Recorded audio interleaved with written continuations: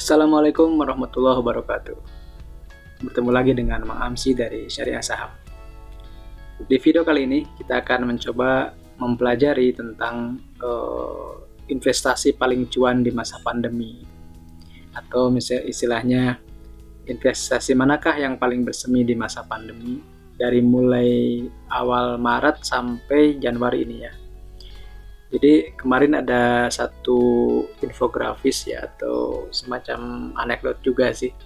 Apakah masih layak nih investasi di saham gitu. Nah, saya tergugah untuk membuat video ini, dan saya membuat semacam riset sederhana, semacam observasi juga pada instrumen-instrumen aset dan instrumen-instrumen investasi di masa pandemi. Jadi rentang waktunya dari bulan Maret sampai bulan Januari. Asumsinya kita membuat harga terendah ya, harga terendah sampai harga terakhir di kemarin atau tadi pagi ya, untuk instrumen-instrumen yang memang berakhir di pagi tadi. Seperti biasa, terima kasih sudah subscribe, like, komen, dan aktifkan notifikasi di channel ini. Semoga video-video di channel ini semakin memberikan manfaat buat teman-teman. Terima kasih juga sudah follow akun Instagram Syariah Saham dan Mang_Amsi. Semoga kontennya semakin membuat teman-teman bisa paham tentang saham syariah.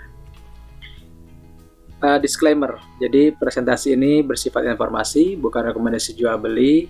Silakan sesuaikan dengan profil risiko masing-masing. Nah, jadi sebelum kita membuat infografis atau tabel atau data tentang kinerja dari berbagai instrumen investasi, maka kita memerlukan data mentahnya. Nah, pertama ya, jadi yang akan kita bandingkan itu adalah dolar, kemudian kripto, ada perwakilannya nggak semuanya ya, kemudian juga saham-saham Amerika dan saham Indonesia gitu ya. Nah, kita lihat yang dari dolar, kita menggunakan kurs dari Gisdor ya, dari Bank Indonesia gitu. Nah, kemarin kita asumsinya di 13 Januari ada di 14 ribuan ya. Kemudian yang satu lagi adalah emas ya, logam mulia. Kita gunakan data dari logam mulia Antam ya, perhitungannya dari bulan Maret sampai Januari.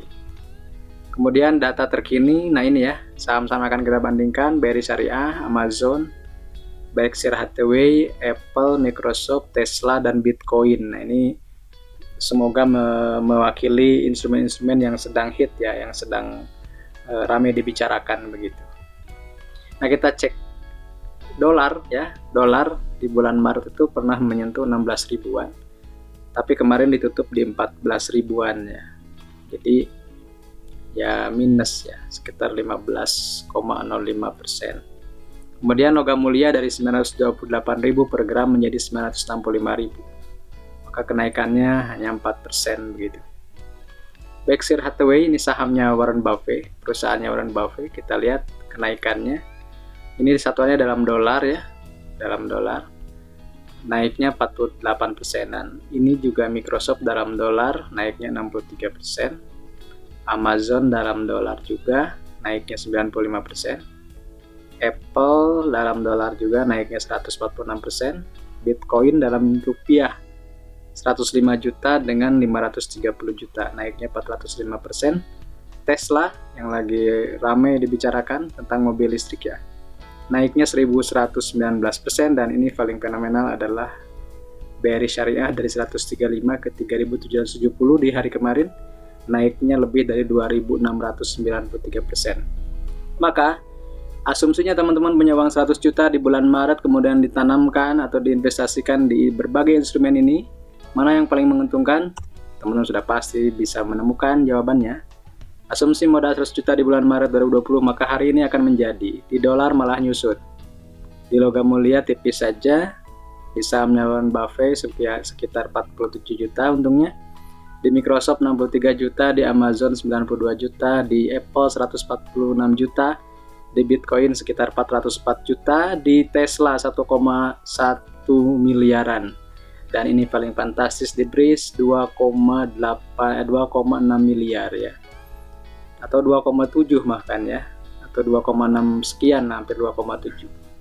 Artinya dari instrumen valuta asing, emas, saham Amerika, kripto yang lagi ngetren, saham yang lagi ngetren juga, dan satu lagi ini adalah saham syariah ya, salah panahnya kesini, saham syariah, BRI Syariah menjadi yang paling menguntungkan di masa pandemi.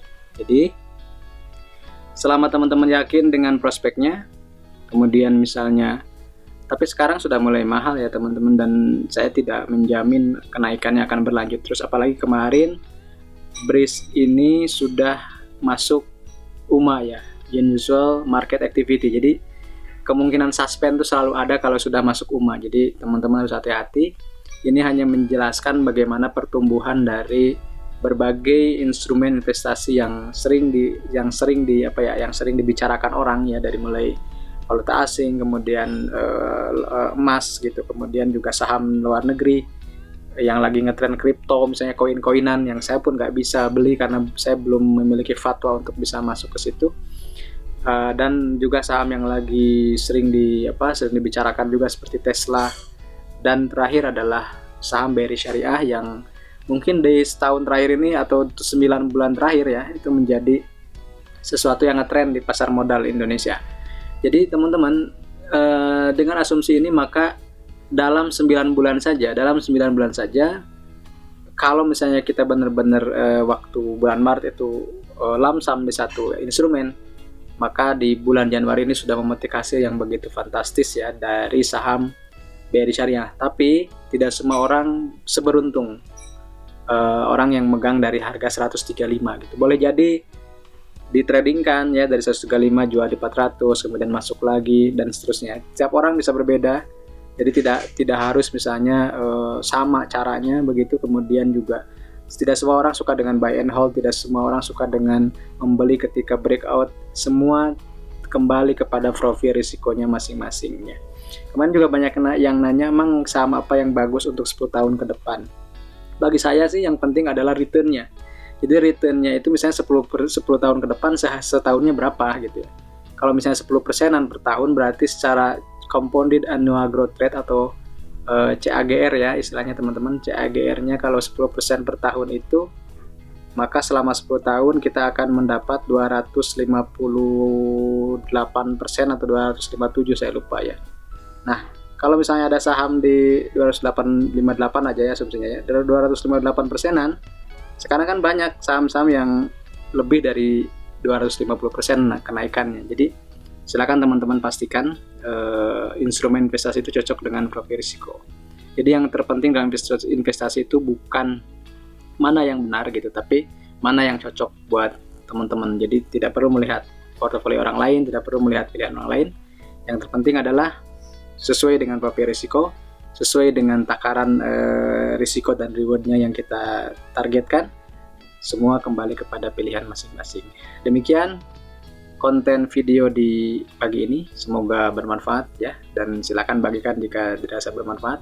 Terima kasih dan salam investasi amanah cuan berlimpah bersama Mang Amsi dari Syariah Saham ya. Assalamualaikum warahmatullahi wabarakatuh.